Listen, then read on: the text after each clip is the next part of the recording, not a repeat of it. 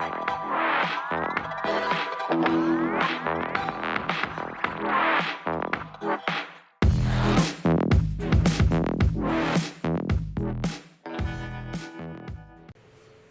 are changing. We've got some challenging things ahead of us.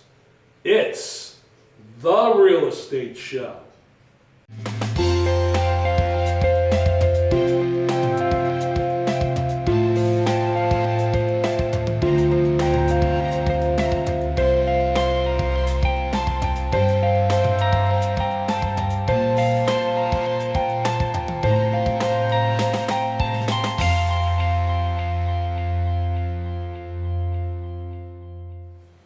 Welcome to the Real Estate Show. My name is Rick Naples. I am the owner-broker of Zone Realty LLC. You zone your home.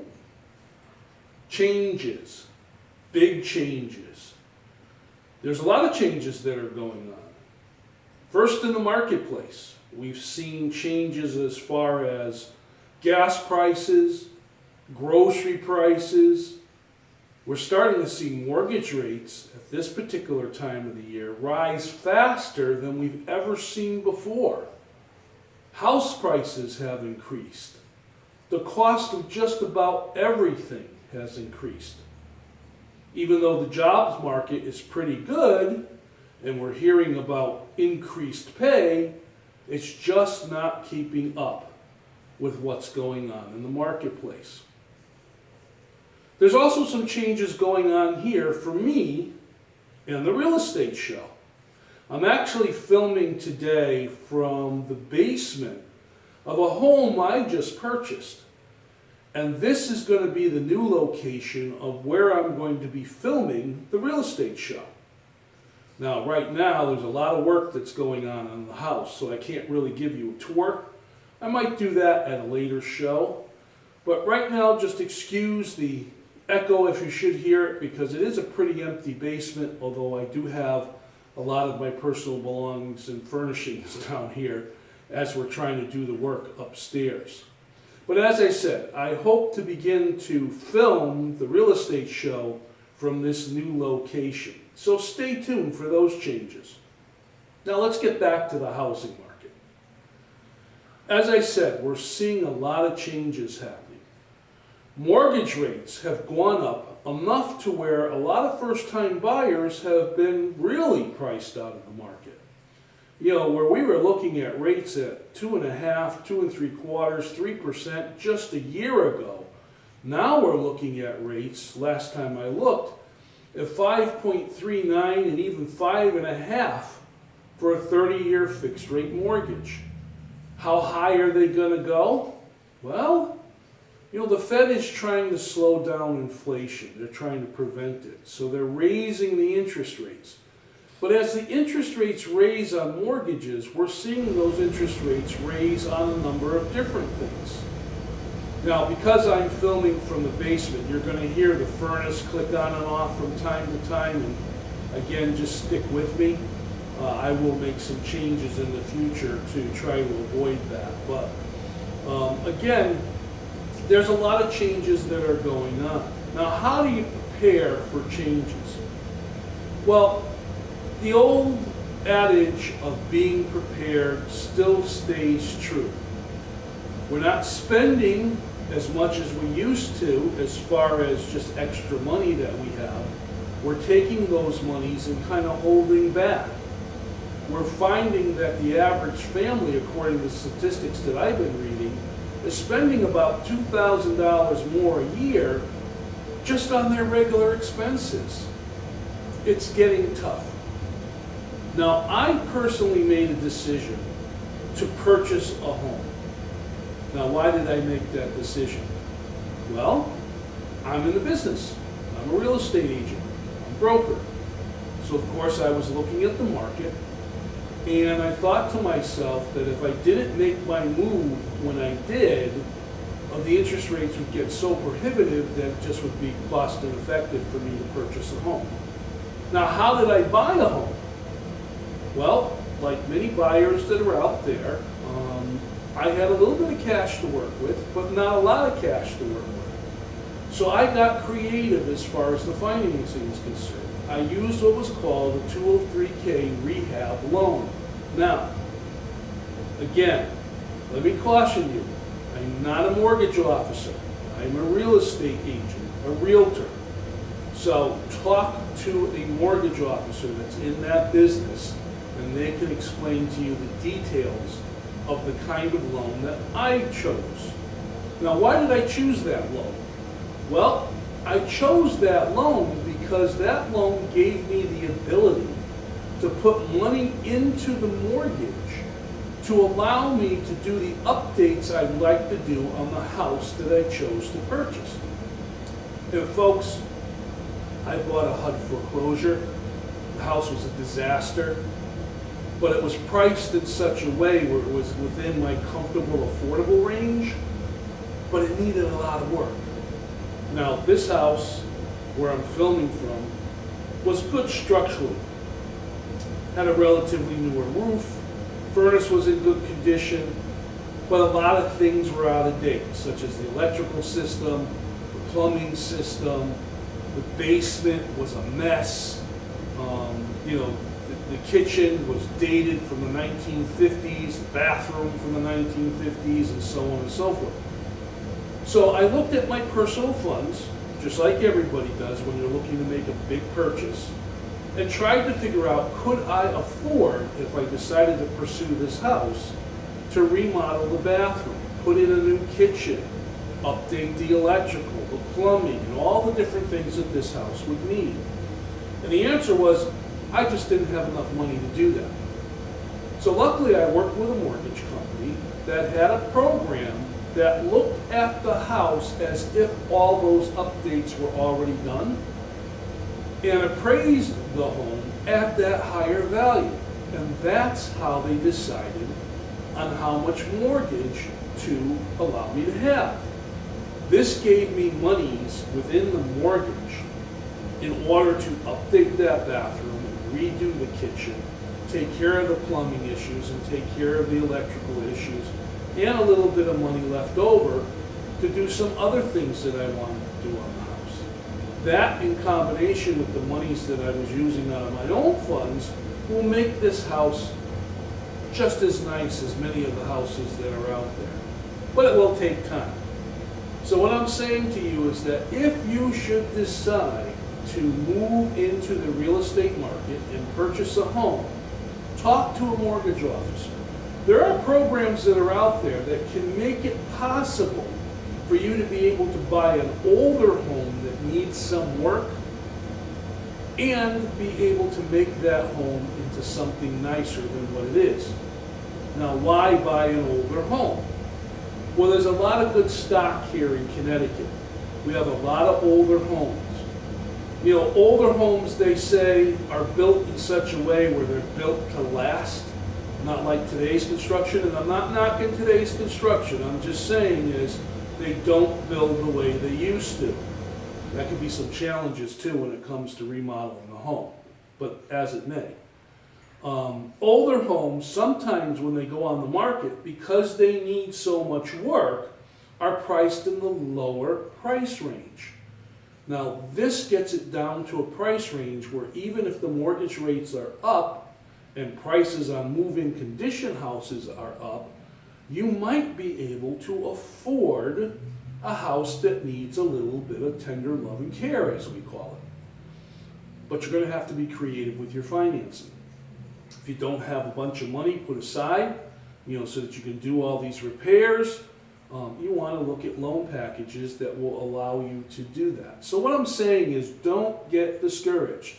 If you are looking to purchase a home, especially your first home, there are possibilities still, even though they're saying house prices are increasing very fast and interest rates are going up very fast, there still is a possibility. Now let's get back to talking about preparation.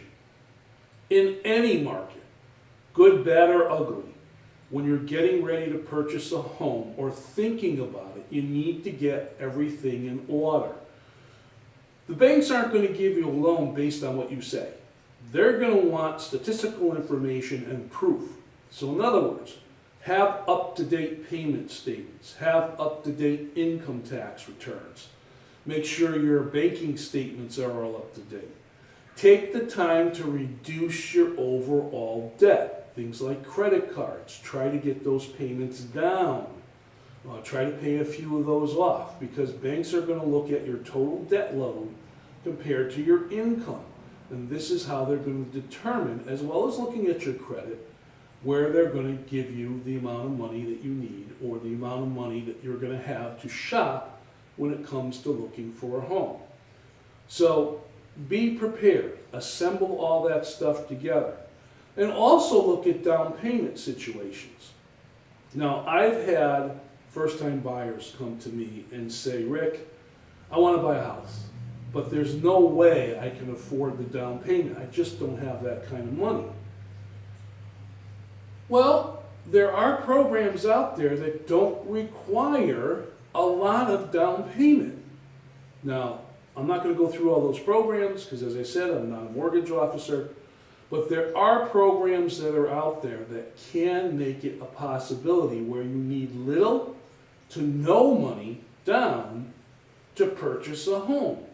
Again, talk to your mortgage originator or your mortgage company about those ideas. It is possible. In fact, you may want to look at those programs where any money that you do have, you can use those monies to do the modifications you want to do to the house, or at least get started. Now let's talk about prioritizing or getting things in order when it comes to doing things for a house. But first, let's take a quick look at this presentation.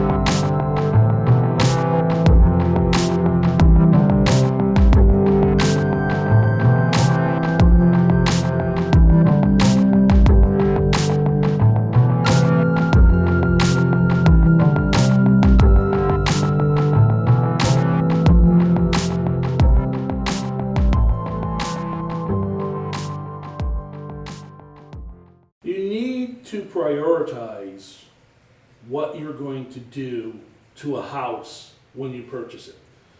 Now, first of all, it is a huge endeavor to move, especially depending on the time of the year and what Mother Nature is doing outdoors. But it's a big project.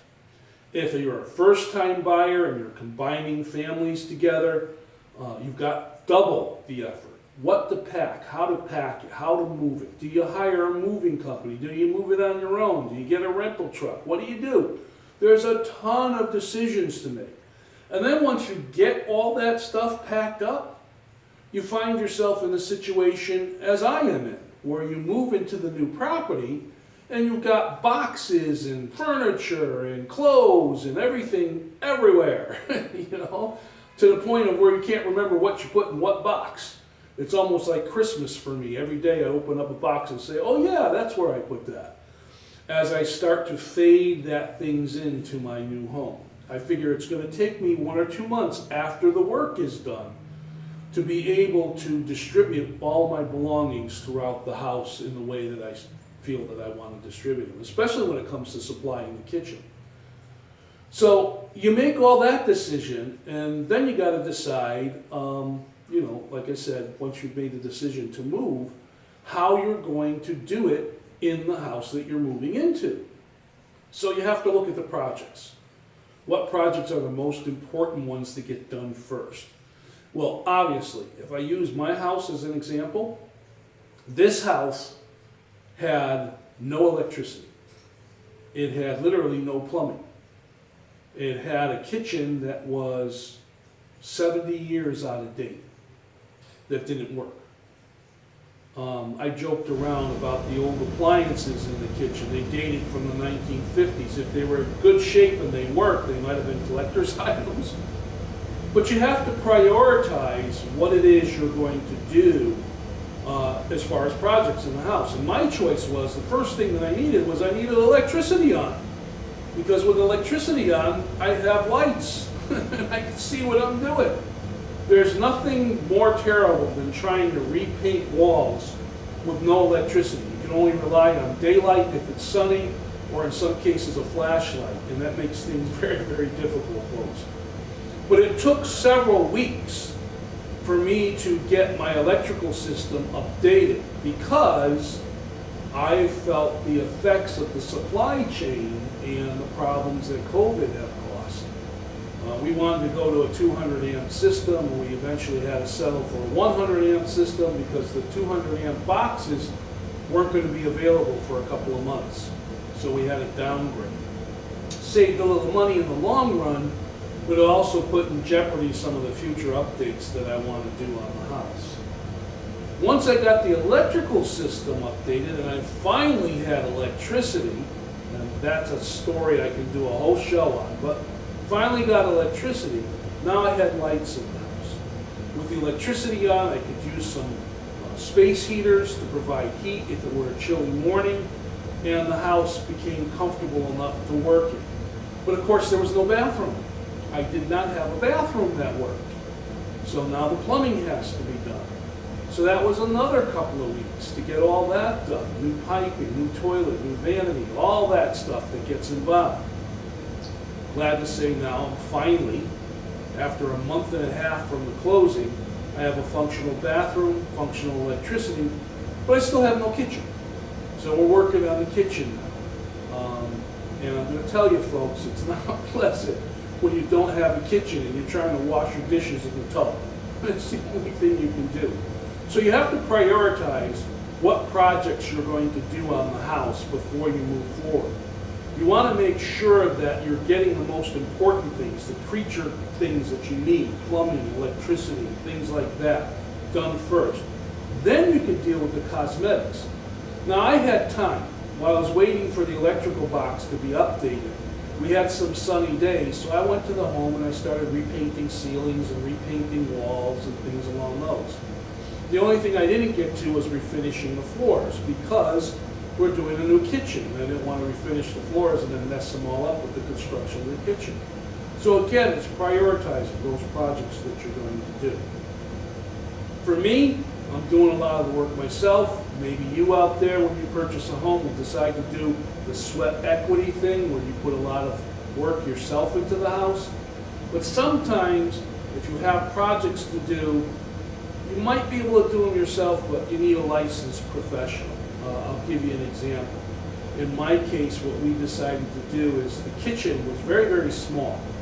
So we decided to open up the wall to the dining area and open up the wall to the living room area. And this was a 1950s house, so it wasn't plaster with lat boards. It was wallboard, which is almost like a 7/8 of an inch cement board. It was a mess to smash through in order to open up those walls. And then of course you got to put in carrying beams, you got to get permits to do all that stuff, move electricity, move heaters, move pipes, anything that might be in the way. So luckily all that was done. It's not finished yet, but all that's been done. But again, I would have done it myself, but I needed to hire a professional because permits, like I said, had to be moved, and I didn't have the strength to put a carrying beam up all by myself. I needed to hire someone to do that.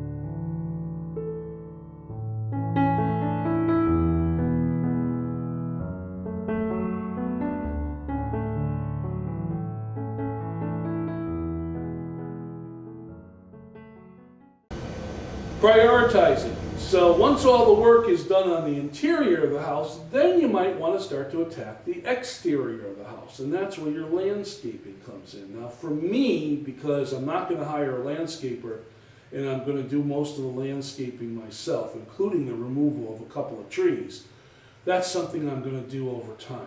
I'm not in a hurry to do that. If I get started this year, wonderful. If I don't, it will be a project for next year.